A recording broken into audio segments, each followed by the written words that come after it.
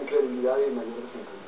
Sé que sí es posible cambiar las cosas, que sí es posible ajustar las instituciones representativas y de gobierno a la nueva realidad democrática del país, que sí es posible que la política deje de ser sinónimo de conflicto y de parálisis, se convierta en un instrumento de cambio al servicio de la sociedad. Optimismo que deberá vencer la desconfianza generalizada que caracteriza la relación de los mexicanos con sus políticos, pero sobre todo, los intereses propios de los partidos. Pues bueno, ¿dónde se encuentra usted con respecto a este tema? El diálogo de esta mesa puede ayudarle después para tener una opinión mejor informada. Les agradezco muchísimo a la invitada y los invitados de esta noche que nos acompañan en Espiral. Como es tradición, les voy a pedir que ustedes mismos se presenten. María Amparo Casar, acabamos de verte en primer plano, me da mucho gusto, es un honor volverte en Espiral y te pido que seas tú quien des tus datos personales. Con mucho gusto, Ricardo, y gracias por la invitación. Soy analista político, me gusta mucho el tema de la reforma. Tengo la pretensión de incidir a través de las ideas en esta reforma política y también soy participante de movimientos importantes como, por ejemplo, ya bájenle menos dinero a los partidos. Muchas gracias, María Amparo, por estar con nosotros. Andrés, ahí. Yo soy Andrés Layú, soy politólogo, activista político y bueno, participé activamente en el movimiento del voto nulo en la elección pasada. Muchas gracias, Andrés, por acompañarnos. Lorenzo Córdoba. Gracias, Ricardo. Lorenzo Córdoba, investigador del Instituto de Investigaciones Jurídicas. Me ocupo de cuestiones constitucionales, entre otras de diseños de formas de gobierno y de teoría de la democracia. Y es un placer estar con ustedes. Celebramos que nos acompañes. José Alberto Aguilar. Soy Alberto Aguilar Iñárritu, mucho gusto en estar con ustedes. Soy político práctico y analista de la política, convencido de la necesidad de reformar el Estado como la única posibilidad de fortalecer nuestra débil democracia mexicana y superar esta inaplazable e injusta situación social que vivimos en este país. Ya que tenemos un político práctico aquí, vamos a hacerte varias preguntas de cómo sacar esta iniciativa de donde se encuentra. Pero déjenme abrir con un primer tema. Es una enorme obviedad, pero me parece el mejor, digamos, punto de partida. Y tendría que ver con el asunto de la necesidad de la reforma. Recientemente veía una encuesta del Universal donde 8 de cada 10 mexicanos advierten que urge una reforma política. Cuando le preguntaba el encuestador a estos mismos, digamos, entrevistados, ¿por qué? Y la respuesta era porque urge mejorar la seguridad pública. Y desde esta perspectiva yo me quedo con la sensación de que todos hablamos de la necesidad de la reforma política, pero desde distintas posiciones y ángulos. Les pido que me ayuden a entender por qué en este país urgiría una reforma, por qué no dejar las cosas como están. Mira, si me permites, en primer lugar te diría que quien te dijo eso tiene razón, porque yo creo que nosotros no podemos circunscribir a un ejercicio conceptual teórico el tema, sino lo bajamos directamente a la solución de las necesidades de la gente. Y evidentemente los problemas de la seguridad, los problemas de la economía, los problemas de la distribución del ingreso y la ausencia de políticas sociales claras, los problemas que vivimos y que vive la ciudadanía todos los días, tiene que ver con una no suficiente resolución del régimen político en los momentos de la democracia. Sí, tiene que ver con algo fundamental, con vivir arrastrando las ruinas del régimen anterior sin haber creado un régimen nuevo, acorde a las necesidades que este país tiene.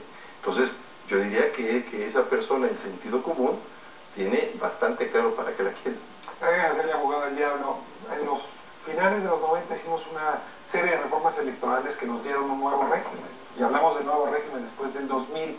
¿Por qué otra vez un nuevo régimen? Bueno, a ver, Ricardo, tomo ahora yo la estafeta. Porque efectivamente avanzamos mucho en lo electoral.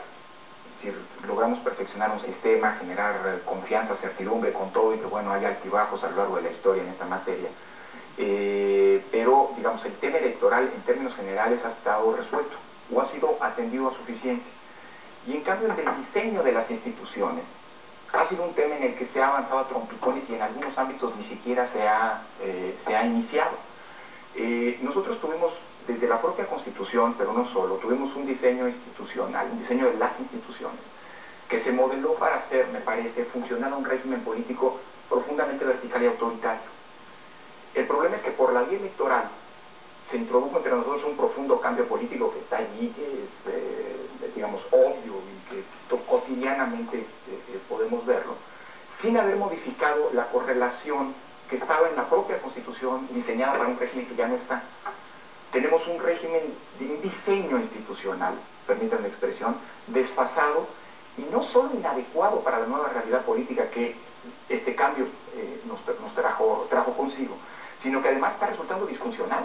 Es decir, en buena medida esta confrontación, yo digo que el régimen político es en buena medida incluso alentador de la falta de colaboración y del obstruccionismo, por ejemplo, de la oposición. Es decir, es demasiado alta la apuesta, por ejemplo, digamos, para ganar la presidencia, como para estar con este esquema, haciéndole, permíteme decirlo así, en una expresión común, el favor al gobierno para caminar juntos. Conjunto de instituciones que no están ayudando al acuerdo. Yo quisiera, a ver, un poco pedirles a María Pablo, ¿dónde sí está bien el arreglo? ¿Dónde no tocarían nada, lo dejarían igual? ¿Y dónde está muy mal? ¿Dónde realmente está siendo un impedimento para el acuerdo?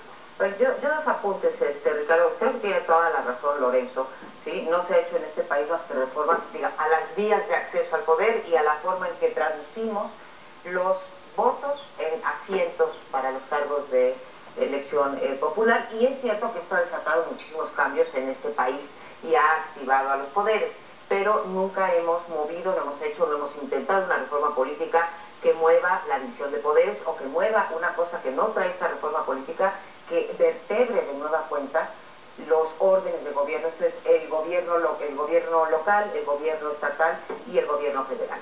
Ahora, segundo apunte, yo creo que si levantamos, Alberto, demasiado las expectativas que con una reforma política de la naturaleza de la que ha planteado el presidente Calderón o el resto de las propuestas que andan por ahí en el aire, si levantamos esas expectativas que una vez que hagamos eso, los partidos se van a entender entre sí y sobre todo se van a entender con el Ejecutivo, y en tercer lugar se van a empezar a tomar las decisiones correctas, entre comillas, las que necesitaría la población para elevar sus estándares de vida, etcétera, nos vamos a dar una frustrada, pero del tamaño del mundo. O sea, podemos hacer una reforma política y creo que vale la pena porque tenemos que evitar posibles crisis constitucionales, porque nuestra Constitución no está hecha para la pluralidad, porque podemos agilizar el trabajo legislativo, porque podemos propiciar acuerdos, pero que nos quede claro, esto, una reforma política, no va a llevar a la toma de decisiones para la justicia social, para el crecimiento económico. Porque sí ocurre en México, que cada vez que tenemos que resolver un problema gordo, pensamos o en el superhombre, que votando por él nos va a resolver la vida, o en la reforma de son de pronto varitas mágicas. Pero a ver, déjame. A ver, pero yo soy Gilbert, pero tengo una alusión personal. Mira, tiene derecho a interrumpir. Mira, no, el esquema que dice María Amparo, yo concuerdo con una reforma como la que nos presentaron ahorita. Claro que sería elevar absurdamente las expectativas de que se pueda lograr lo que estoy diciendo. Pero aquí en este primer apartado lo que estamos discutiendo es cómo debiéramos encarar el tema de la reforma. Y yo no estoy pensando en esta reformita política. Yo estoy pensando en una verdadera reforma de fondo que parte de un nuevo pacto de poder, de un nuevo pacto político. Pero además, si no queremos irnos tan alto, yo te lo planteo ahorita.